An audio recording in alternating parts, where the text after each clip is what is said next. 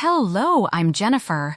Welcome to another episode of Case Brief, brought to you by the Missouri Sheriff's Association. Before we get started, I want to remind everyone that this information is for training purposes only and in no way is to be considered legal advice. Today, we focus on another Eighth Circuit court case related to prolonged traffic stops and canine searches.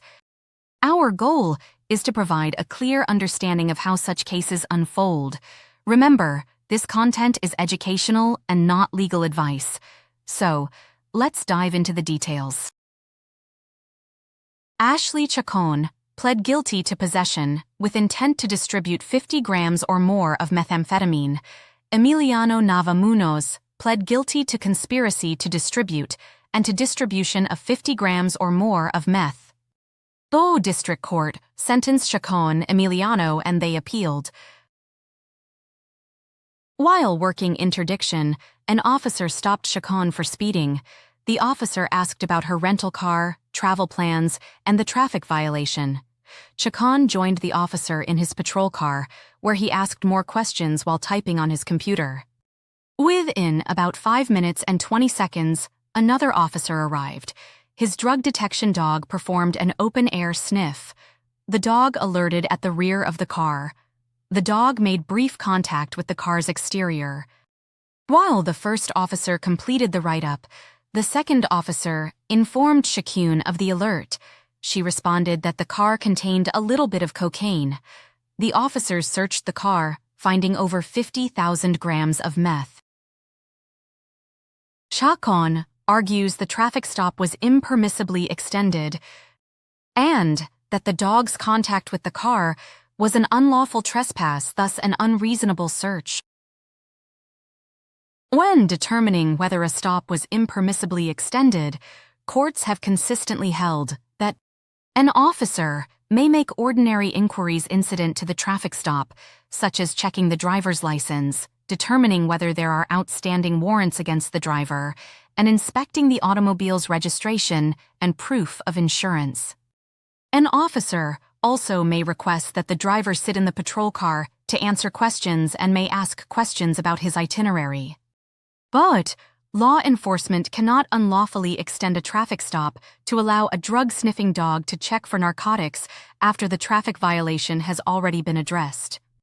Authority for the seizure thus ends when tasks tied to the traffic infraction are, or reasonably should have been, completed. The Fourth Amendment does not prevent officers from asking questions unrelated to the traffic stop or seeking consent to search a vehicle, as long as the stop is not prolonged by doing so. Just a word of caution. In April of 2024, the Kansas Highway Patrol was ordered to pay $2.3 million for the unconstitutional Kansas two-step. Under the two-step method, troopers would pull over a motorist for an alleged traffic infraction, complete that interaction, and take a few steps away from the vehicle before turning around to ask if the driver would voluntarily answer unrelated questions that might reveal information a trooper could use to order a roadside search of the vehicle.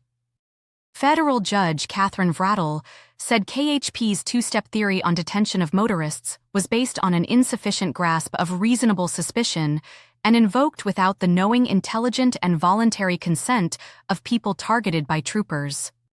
KHP must now inform motorists when a traffic stop has ended that they are free to leave without consenting to inquiries unrelated to a traffic infraction. They must also notify drivers they have the right to revoke consent for a vehicle search at any time. We must also discuss having people sit in your patrol car during a traffic stop. As mentioned, courts have clearly permitted officers to request drivers to sit in a patrol vehicle during routine questioning. However, courts have not clearly defined the level of force permissible if a driver refuses this request. Officers must keep in mind the key elements of the Graham test. Key elements of the Graham test are: first, the severity of the crime. What crime was the subject suspected of committing? Minor infractions typically warrant minimal force. Violent or severe crimes can justify higher levels of force. Next, is there an immediate threat to officers or others? Was the subject posing an immediate threat of physical harm? Courts place significant weight on this factor. Immediate threats can justify increased force. Finally, active resistance or attempting to flee.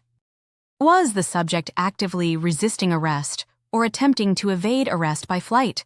Passive resistance or compliant behavior reduces the justification for using force. Now, on to the court's decision. The court found that the officer's questions were ordinary inquiries.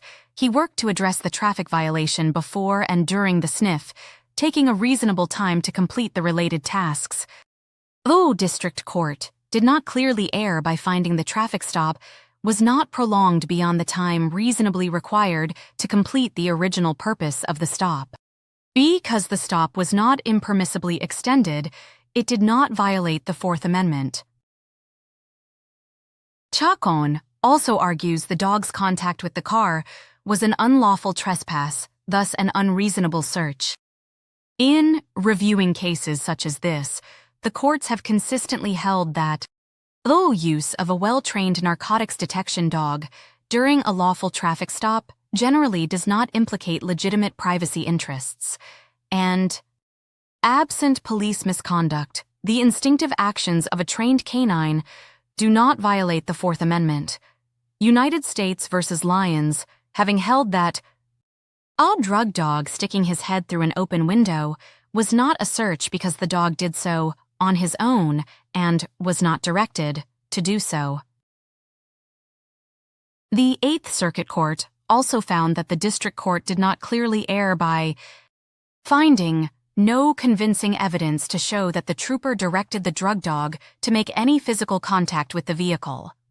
A video footage instead supports the government's position that the drug dog acted instinctively when the points of contact were made. Because the dog acted instinctively, his contact with the car did not violate the Fourth Amendment. Since the Lyons decision, the Eighth Circuit Court has cast doubt on the dog instinct versus officer conduct distinction because the subjective intent of police officers is almost always irrelevant to whether an action violates the Fourth Amendment. Nevertheless, when, as here, the dog's alert alone without the instinctive act would have given officers probable cause to search, the inevitable discovery doctrine justifies admitting the evidence. In conclusion, the Eighth Circuit Court in this case provided important guidance for law enforcement regarding the permissible scope of traffic stops and the use of drug detection dogs. Here are some of the key takeaways. Routine inquiries. Officers may conduct standard checks such as verifying the driver's license, registration, proof of insurance, and checking for outstanding warrants. Questioning. Inquiries about the driver's travel plans and itinerary are allowed while continuing actions directly related to the purpose for the stop. Patrol car requests. Requesting that a driver sit in the patrol car during these inquiries is permissible.